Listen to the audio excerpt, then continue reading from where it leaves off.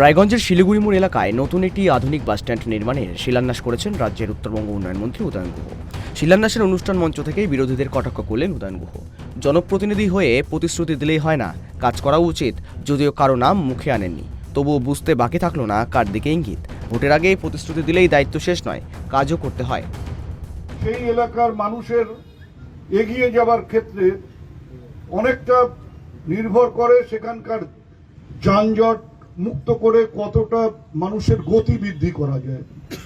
এই রায়গঞ্জের এই বাস স্ট্যান্ড তৈরি হবার ফলে অনেকটাই যানজট মুক্ত হবে রায়গঞ্জ, এবং তার ফলে এখানকার মানুষের গতি অনেক বৃদ্ধি হবে এবং তার ফলে অর্থনীতি আরো বেশি করে এগিয়ে যাবে বলে আমি বিশ্বাস করি।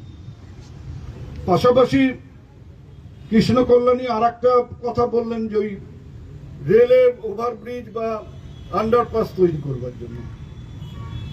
আমি কৃষ্ণ কল্যাণীকে বলবো যে জনপ্রতিনিধিদের সবারই কিছু কিছু দায়িত্ব আছে, সব দায়িত্ব কৃষ্ণ যেন নিজের কাঁধে না নিয়ে নেয়, কারণ এখানে এমপি আছেন অনেকদিন ধরে, তাদেরও কিছু দায়িত্ব আছে, কিছু কাজ করবার জন্য মানুষের কাজ। শুধু ধর্মের কথা বলে মানুষকে নিজেদের দিকে টেনে তাদের ভোটে জয়ী হয়ে কেউ বিধানসভায় যাব, কেউ লোকসভায় যাব, আর 5 বছর চুপ করে বসে থাকবো, সেটা কিন্তু একটা জনপ্রতিনিধির কাজ হতে পারে না।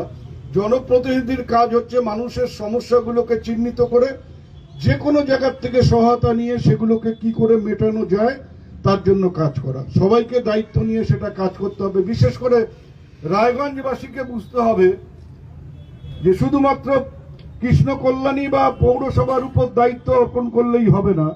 এই দায়িত্ব কিন্তু আরো ওপরে যারা আছেন, যারা কেন্দ্র সরকারের কাছাকাছি আছেন, তাদের উপরও কিছু বর্তায়, তাদেরকেও সেই দায়িত্ব ভাগ করে নিতে হবে।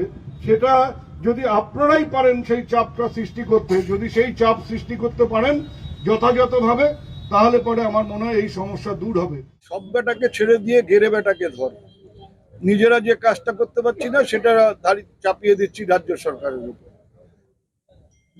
আর শিলান্যাসে আমরা বিশ্বাস করি না। আমরা যেটা করি, বিশেষ করে আমি আমার দপ্তরের কথা বলতে পারি, আমরা যা করছি, এই যে আজকে এটা কিন্তু শিলান্যাস হলো না, এটা কাজের সূচনা হলো। আমরা অ্যাডমিনিস্ট্রেটিভ অ্যাপ্রুভাল নিয়ে আসি, অর্থ বরাদ্দ হয়, তারপরে টেন্ডার হয়, ওয়ার্ক অর্ডার হয়, তারপরে সেই জায়গায় পৌঁছে আমরা কাজটা শুরু করি।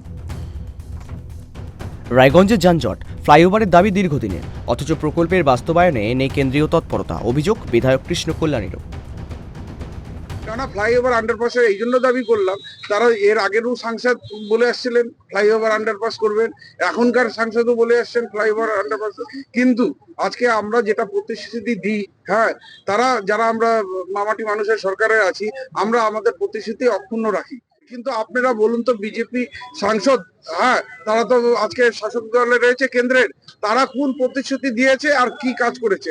আজকে আপনারা দেখবেন কৃষ্ণ কল্যাণী প্রত্যেকটা দিন প্রায় একটা অল্টারনেট ডেতে আমি গিয়ে কোনো না কোনো রাস্তাঘাট উন্নয়নের উদ্বোধন করতেছি।